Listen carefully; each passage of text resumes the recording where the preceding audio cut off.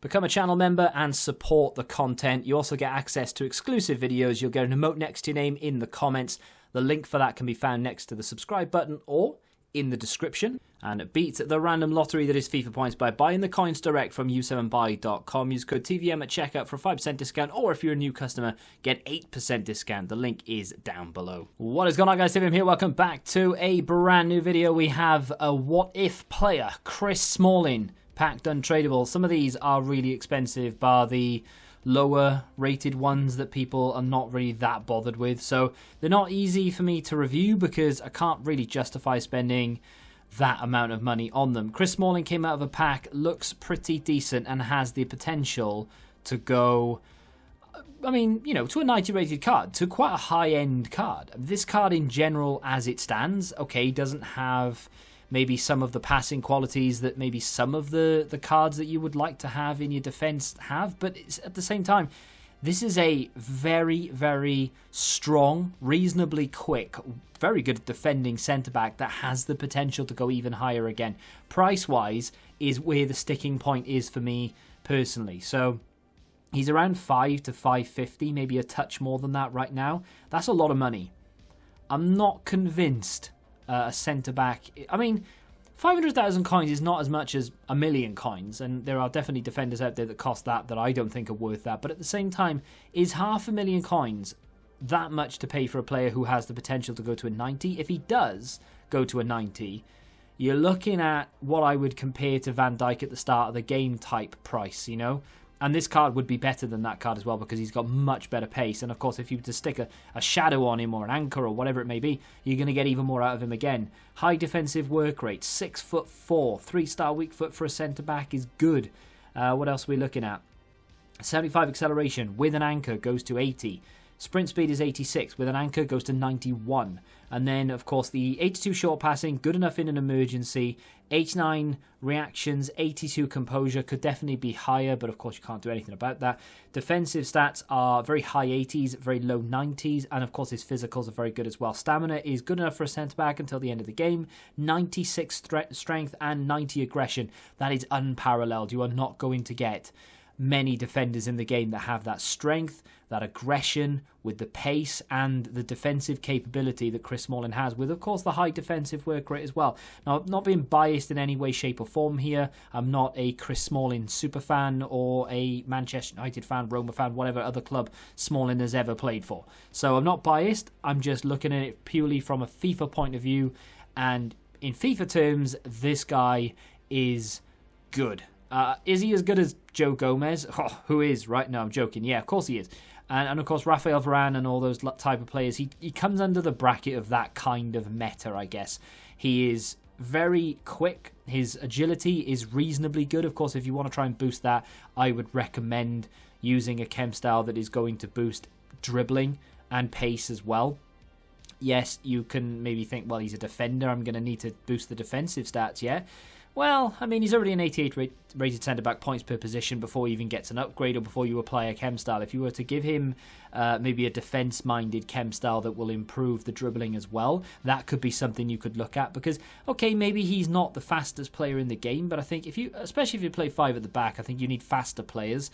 So it's going to be a little bit of swings and roundabouts as to whether, you know, you want to play a 5 at the back formation or how you want to play the game in particular. You know, you're going to have to sort of work those sort of kinks out for yourself. But in terms of, can you play him as is without a chem style? I would say yeah.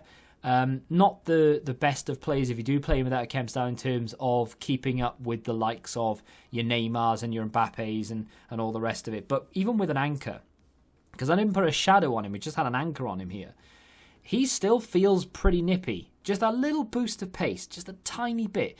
And I wouldn't say he's capable of keeping up with the likes of Neymar or anything like that, because those players, no defender can keep up with them unless you're playing fullbacks out of position or you have that Kyle Walker card, or maybe there's 1 or 2 other cards with naturally high pace, but maybe they lack defending or whatever.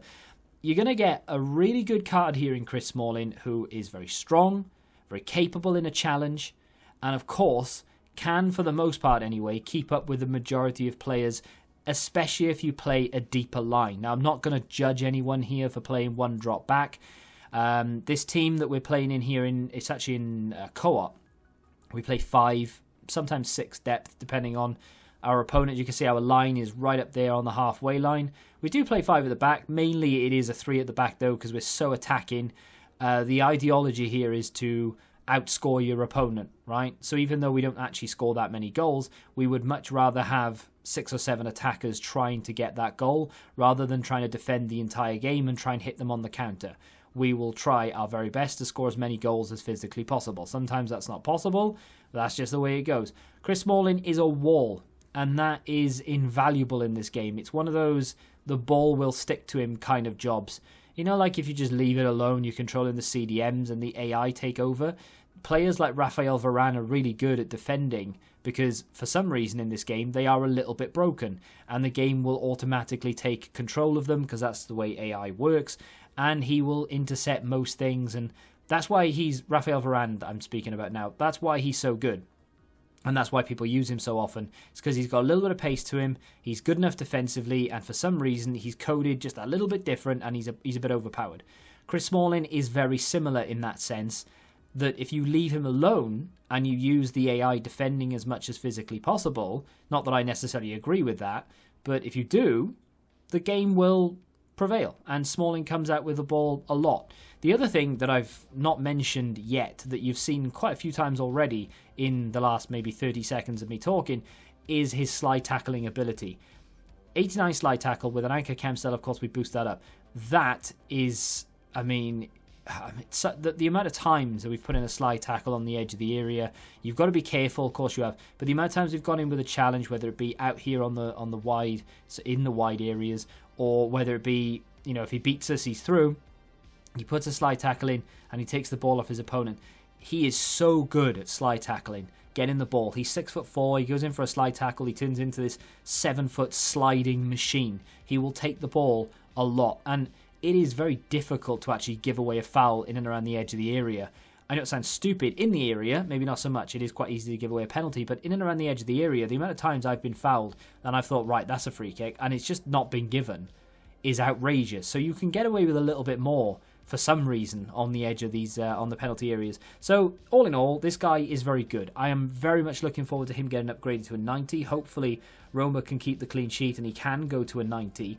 But as it stands, even if he doesn't get upgraded, is he going to be an end-game card? Probably not quite, because there are going to be Team of the Season cards out there that just have a little bit more pace and agility. But he's going to be up there for quite a while, so I can more than understand why this guy is 500,000 coins. It's because he's going to last you a long time, and it's a player that will slot straight into a lot of teams because of the nation and the league combination. It's quite good for links. So yeah, am I a fan? Yeah, I am. I think he's a very good card. I would definitely recommend him to anyone. Definitely if you're looking to an improvement over someone like Joe Gomez, you want to be a little bit different, you actually want to splash some cash, just get it done. Get it done. Let me know what you think of him in the comment section down below. If you have enjoyed the review, though, hit the like button, subscribe to the channel for new, and until the next time, goodbye. Join the Betting Rebellion and find out what your football knowledge is really worth.